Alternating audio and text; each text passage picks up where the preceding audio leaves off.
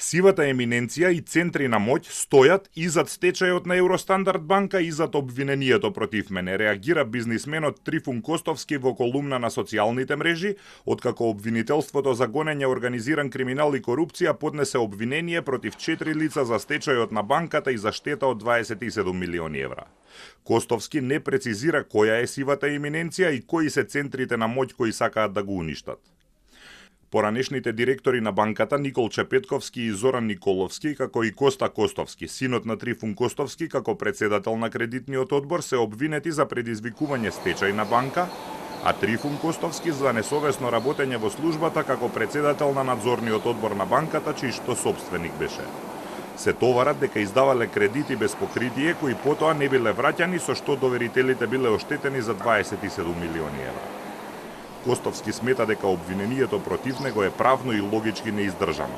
Како може да бидам гонет за колективни одлуки на надзорниот одбор кој брои 5 члена, прашува тој.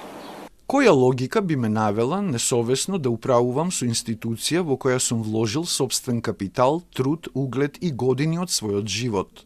Директно обраќајќи се на обвинителката Катерина Коларевич, која го води случајот, Костовски ја прашува кому му служи, па прави паралела со случајот Мазут кој го водеше истата обвинителка.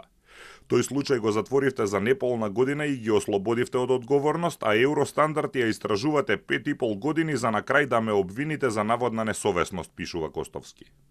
Дали постапувате исклучиво според законот и доказите или под притисок на центри на моќ кои сакаат моето име, мојот углед и мојот живот да бидат уништени? Сивата еминенција ја обвинува и за како што вели неразумниот и неоправдан стечај на банката. Беа прескокнати инструменти и можности што стоеа на располагање за спас на банката, но гувернерката Бежоска одлучи банката да биде однесена во стечај. Зошто? Чиј интерес беше исполнет? Кој посакуваше банката да исчезне? Моето уверување е дека така посакувала сивата еминенција. Костовски најавува отворена битка за вистината со сите институции и поединци кои, како што вели, се обидуваат да ме понижат, замолчат и уништат. Евростандард банка отиде во стечај во август 2020-та, а обвинителството отвори истрага во февруари наредната година.